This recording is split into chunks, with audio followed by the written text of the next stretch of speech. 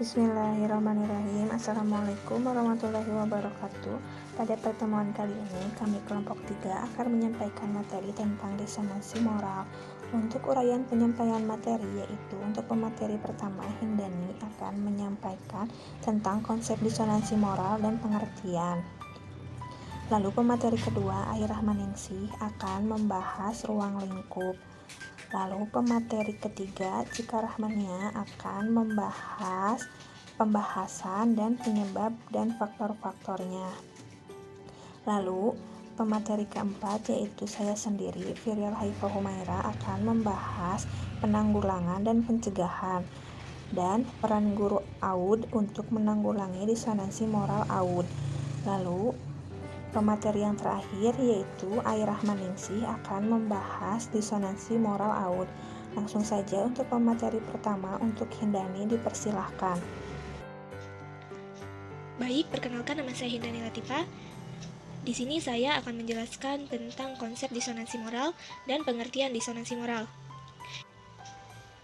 Yang pertama ada konsep disonansi moral. Pada umumnya, setiap manusia memiliki 3 macam tenaga dalam yang berada di unsur psikis.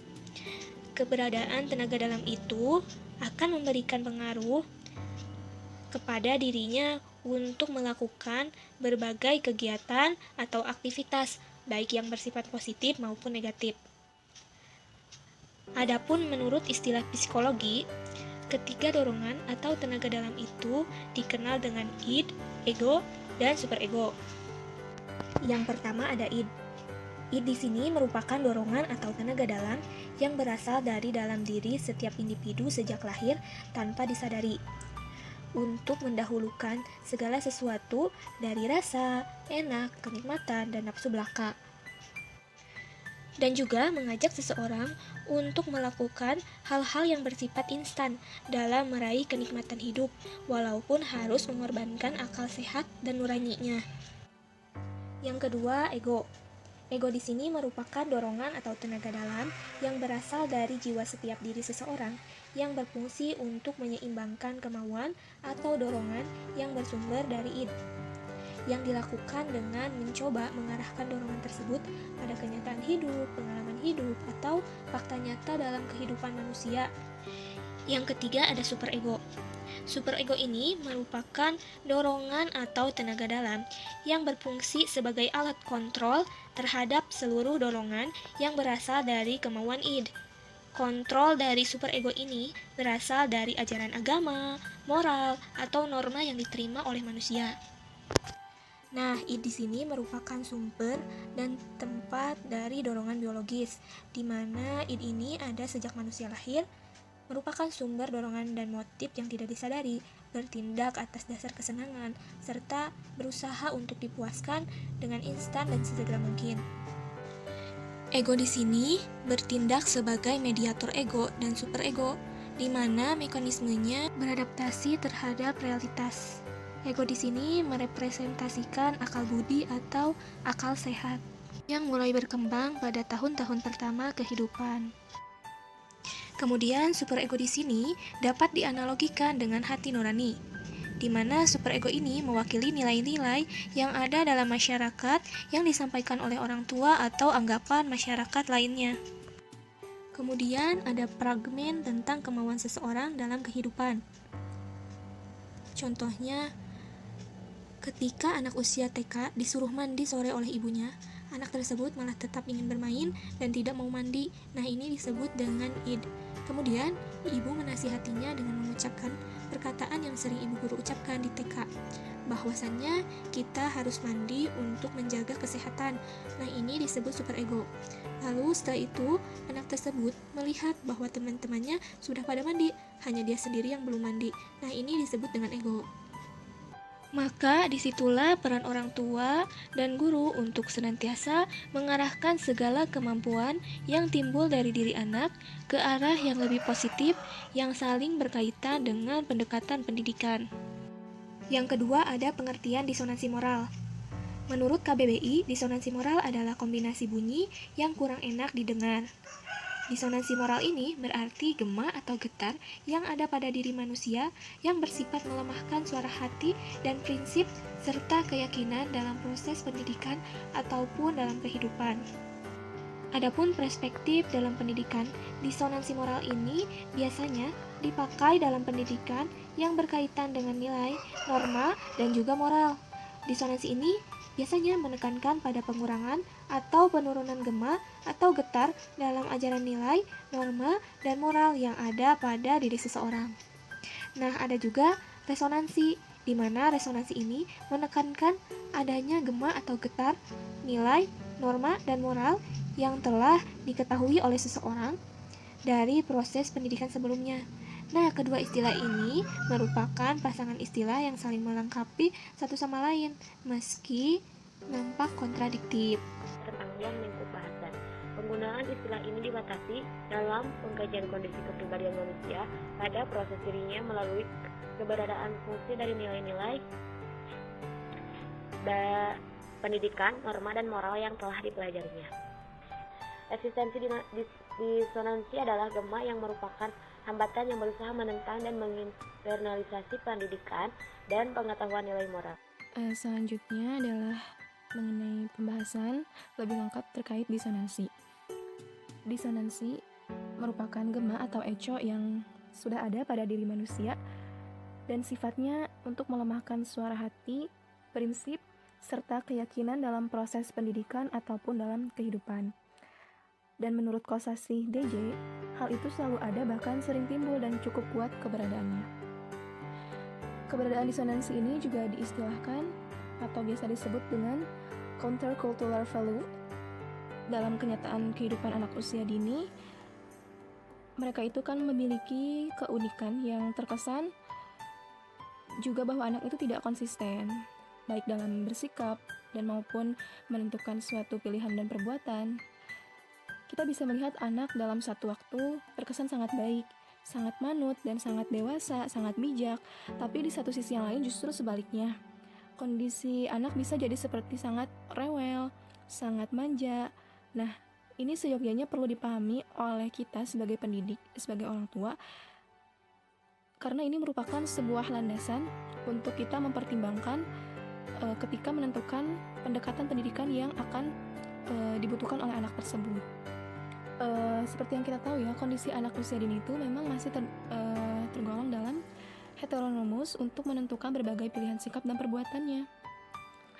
Dan adanya keberadaan disonansi ini memberikan kita sebuah pengetahuan yang substansial bagi para pendidik dan orang tua tentunya, bahwa dalam kehidupan awal manusia itu sudah memiliki potensi yang baik ataupun potensi yang kurang baik yang mana terdapat dalam dirinya. Nah, kedua potensi ini itu sama-sama punya ambisi, saling berpacu untuk mempengaruhi proses pendidikan pada anak. Idealnya, peran dari guru dan orang tua itu sebagai pengontrol dan pengendali perilaku serta sikap anak didik dalam proses pendidikan yang sedang ditempuh.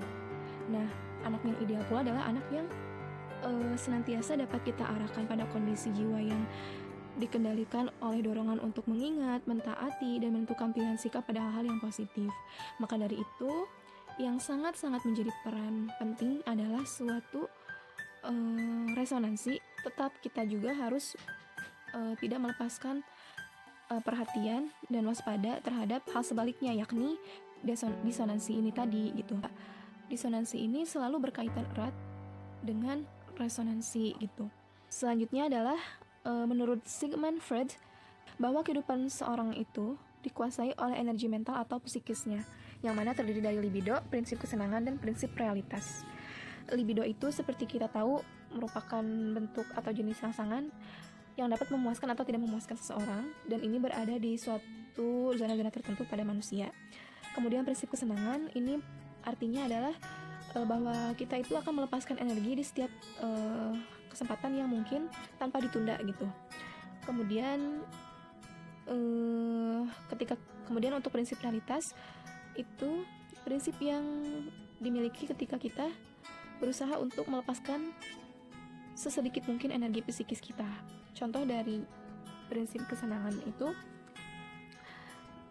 adalah ketika kita berusaha menghilangkan rasa lapar, ketika kita lapar gitu ya, kita harus segera mencari makan, kemudian makan.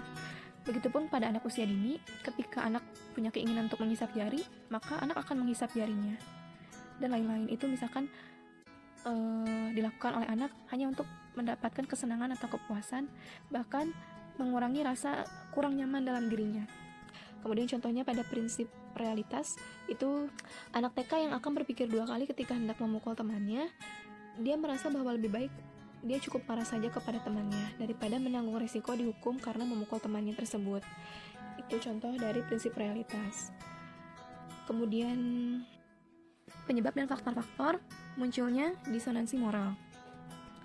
Ada 4 faktor utama yang menyebabkan disonansi itu bisa muncul pada seseorang.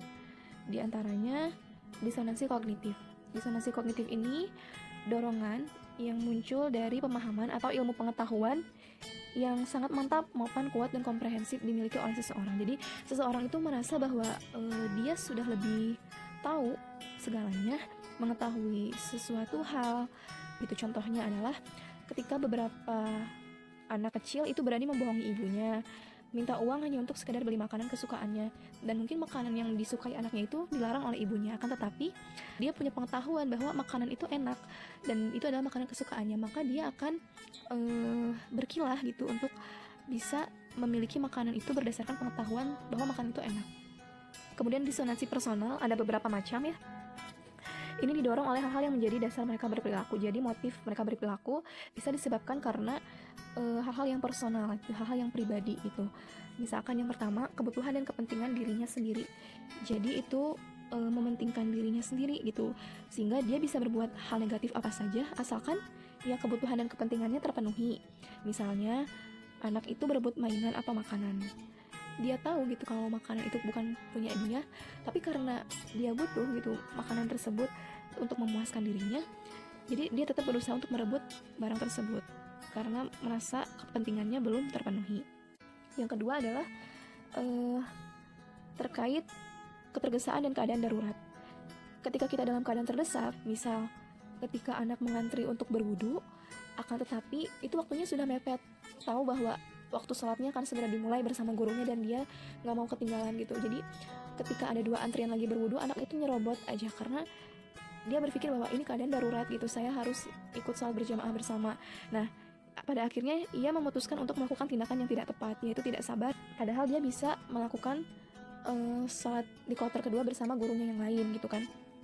Kemudian atas dasar kekerabatan atau keluarga, kita sering lihat ya bahwa anak bisa saja melakukan hal negatif, misalkan bertengkar karena membela adiknya atau membela kakaknya gitu. Padahal gitu kan anak-anak tersebut tahu bahwa itu mengandung resiko akan dimarahi oleh guru atau mendapatkan hukuman dari keluarganya atau dari orang lain seperti itu. Kemudian yang ketiga itu atas dasar yang keempat itu atas dasar keyakinan atau mitos ya.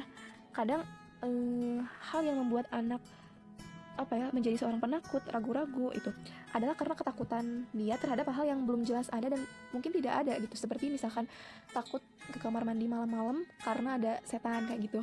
Kebiasaan dan budaya. Kultur gitu ya, keseharian, habit. Misalkan anak yang sudah biasa tidak ditegur ketika melakukan kesalahan, betapapun tahu hal itu dilarang, tapi ketika dia dibela atau tidak dimarahi gitu ya, kita suka lihat orang tua yang terlalu overprotective pada anaknya. Ketika dia salah gitu selalu dibela, selalu diupahan kalau bahasa kita ya, selalu dibela lah gitu. Kemudian seseorang yang memiliki tugas dan jabatan itu juga bisa menyalahgunakan hal itu demi kepentingan pribadinya. Ini bisa kita sering lihat seorang yang memiliki jabatan lebih tinggi bersikap sewenang-wenang gitu ya kepada bawahannya. Selanjutnya itu hasrat untuk sukses dan rasa menang. Itu biasanya juga kita lihat ya di taman kanak-kanak itu atau di PAUD, ketika anak punya hasil karya yang bagus itu atau punya suatu mainan yang bagus yang dia tidak memilikinya, tapi dia ngaku-ngaku sering gitu, anak mengaku-ngaku bahwa itu adalah mainan saya, padahal dia tahu dalam hatinya bahwa itu bukan miliknya, tapi tetap dia lakukan hal itu. Kemudian disonansi sosiopolitis ini muncul karena ideologi, ras, kesukuan, nasionalisme dan sebagainya. Misalkan mau segiat apapun pendidikan, setinggi apapun pendidikan yang diterapkan, yang diharuskan berlangsung di Indonesia, itu tetap tidak akan memberikan dampak positif kalau pasti ada akses-akses terbuka dalam hal-hal negatif juga, pornografi, porno aksi, kemudian film-film kekerasan, konten-konten yang tidak layak untuk dipublikasikan masih bebas berkeliaran, itu juga tetap akan berdampak negatif, dan itu kontradiktif dengan revitalisasi pendidikan yang selama ini diberlakukan. Kemudian disonansi berdasarkan bawaan kemajuan iptek serta pola modernisasi ini sangat sangat mengiringi sekali dengan kehidupan kita saat ini gitu. Modernisasi itu, gadget sekarang itu adalah yang juga menjadi digemari pada anak usia dini. Memang di satu sisi itu bersifat positif dan di satu sisi negatif. Ada implikasi ganda bahwa ketika yang positif itu memudahkan kita untuk mengakses mulai dari hiburan, makanan, mainan, dan sebagainya. Tapi di satu sisi lain justru mendukung anak untuk kehilangan sifat-sifat kreativitas dan moralitas anak. Misalkan anak tidak jadi kreatif karena semua serba instan. Mereka tidak diajak lagi untuk bagaimana membuat mainan sendiri, bagaimana bermain tradisional. Cukup sekian yang bisa saya bahas terkait faktor-faktor yang menyebabkan disonansi. Selanjutnya, bagaimana kita menanggulangi disonansi ini akan dijelaskan oleh Virial Khaifah Humaira. Baik, di sini saya akan menjelaskan tentang penanggulangan dan pencegahan disonansi moral secara umum sebagai respon positif terhadap fenomena disonansi moral yang mungkin akan senantiasa muncul setiap saat dan dalam kondisi apapun. Seyogiannya, seluruh komponen yang terkait dengan penyelenggaraan pendidikan, baik guru, orang tua, maupun masyarakat luas, melakukan tindakan preventif atau pencegahan, tidak mengenal orang baik, orang pandai, orang tua, dewasa, apalagi anak-anak yang masih sangat rentan dan mudah terpengaruh dengan berbagai hal. Maka untuk mencegah disonansi diperlukan tindakan antisipatif sebagai berikut. Yang pertama, menyiasati lingkungan saat anak beraktivitas, misalnya lingkungan yang edukatif. Yang kedua, menyiapkan alternatif pilihan kesenangan anak sebagai upaya pengalihan perhatian dan keinginannya. Yang ketiga, menyusun strategi agar berbagai pengaruh yang masuk ke dalam kehidupan anak senantiasa tersaring dan terkendali oleh orang tua, masyarakat luas, dan pengambil kebijakan. Yang keempat, menumbuhkan sikap proaktif dan kolaboratif dengan seluruh elemen masyarakat untuk senantiasa peduli terhadap berbagai pengaruh negatif dari perjalanan zaman ini yang dapat merusak moralitas anak bangsa Indonesia. Sikap proaktif dapat diwujudkan dalam bentuk protes dan keberatan apabila ada hal-hal yang dapat merugikan moralitas anak bangsa. Sedangkan sikap kolaboratif dilakukan melalui kerjasama dengan komunitas pecinta anak bangsa. Kemudian, melakukan berbagai program peningkatan kualitas anak bangsa, khususnya pada pengembangan aspek moral dan nilai-nilai agama. Misalnya, mengadakan seminar, workshop, dan kegiatan lain yang menunjang. Selanjutnya, untuk penanggulangan dan pencegahan disonansi moral pada anak usia dini, yang pertama, hindari atau meminimalisasi anak untuk mengetahui perbuatan keji dan buruk secara langsung. Jika mereka mengetahui perbuatan keji dan buruk pada waktu yang sebenarnya, mereka belum siap, hal itu akan dapat mengganggu kejiwaan dan kepribadian dirinya sendiri. Kemungkinan melakukan tindakan meniru sangat besar, karena pada usianya tersebut anak masih sangat mudah melakukan hal-hal yang dianggap sebagai pengetahuan atau hal baru. Yang kedua, biasakan anak melakukan aktivitas terprogram untuk memenuhi seluruh aspek perkembangan dirinya, seperti program yang dapat menstimulasi kecerdasan akademiknya, belajar mengenal warna, kendaraan, manusia, pekerjaan, lingkungan, huruf, angka, doa-doa pendek, dan pelajaran agama. Pengembangan bahasa dan seni, belajar berbicara dengan baik, tenang, jelas, dan sistematis, mengungkapkan pendapat dan perasaannya, mengembangkan emosi, kesabaran, ketekunan dalam bekerja, toleransi, setia kawan, dan kejujuran, life skill, dan kebutuhan pengembangan motorik baik halus maupun kasar. Yang ketiga, dekatkan anak dengan aktivitas positif yang dilakukan orang dewasa, seperti mencuci tangan sebelum makan, gosok gigi sesudah makan, dan sebelum tidur, berkunjung ke rumah nenek, dan sebagainya. Yang keempat, kenalkan anak dengan aturan hidup bernuansa moral dan nilai-nilai agama, seperti anjuran berbuat baik, menolong sesama manusia, membuang sampah pada tempatnya, kewajiban melaksanakan sembahyang, berbakti kepada orang tua, dan sebagainya. Yang kelima, libatkan anak pada aktivitas moralis dan agamis bersama orang dewasa, seperti menyantuni fakir miskin atau orang tidak mampu, sembahyang, memimpin berdoa bersama sebelum dan sesudah makan, berkunjung ke panti asuhan. Baik, selanjutnya saya akan menjelaskan tentang peran guru anak usia dini dalam menanggulangi dan mencegah terjadinya disonansi moral. Sudah seharusnya ada keprihatinan yang cukup untuk membuat pendidik semakin giat meningkatkan kualitas pendidikan moral bagi anak. Di tangan guru telah terbentang sejumlah tantangan yang cukup berat yang memerlukan dan membutuhkan partisipasi, inovasi, serta kreativitas pembelajaran yang efektif. Menurut versi Neo-Humanis Education, pendidikan neo-humanis memberikan pendidikan kepada seluruh bagian yang membentuk anak itu, bukan hanya menghafalkan informasi dan menjejalkannya kepada anak atau melatih anak-anak untuk menjadi robot agar guru menjadi senang, karena anak itu akan mengeluarkan jawaban-jawaban yang dikehendaki. Diharapkan semua hal itu menjadi pendorong betapa pentingnya pendidikan moralitas yang sedini mungkin harus kita tanamkan kepada anak didik kita. Sekian penjelasan saya. Baik, bismillahirrahmanirrahim. Saya akan membacakan materi yang terakhir atau materi yang ke-8 tentang disonansi moral anak usia dini. Hakikat anak sebagai manusia pada umumnya memiliki 3 tenaga dalam, yaitu id, ego, dan superego yang akan memberikan pengaruh untuk melakukan berbagai kegiatan positif maupun negatif. Sebagai pendidik PAUD atau taman kanak-kanak, kita harus mencermatinya agar dapat memberikan motivasi untuk mengarahkan pada kegiatan yang positif. Pendidikan akan sangat berarti bagi anak didik jika mampu membuahkan hasil, yaitu adanya perubahan sikap dan perilaku ke arah positif. Disonansi moral pada anak usia dini tersebut memiliki atau dibagi menjadi 4 bagian. Yang pertama, satu perubahan keinginan yang tidak relevan. Yang kedua, semangat yang fluktuatif. Yang ketiga, mudah terpengaruh atau terhasut. Yang keempat, imitatif. Yang kelima, tidak konsisten atau labil.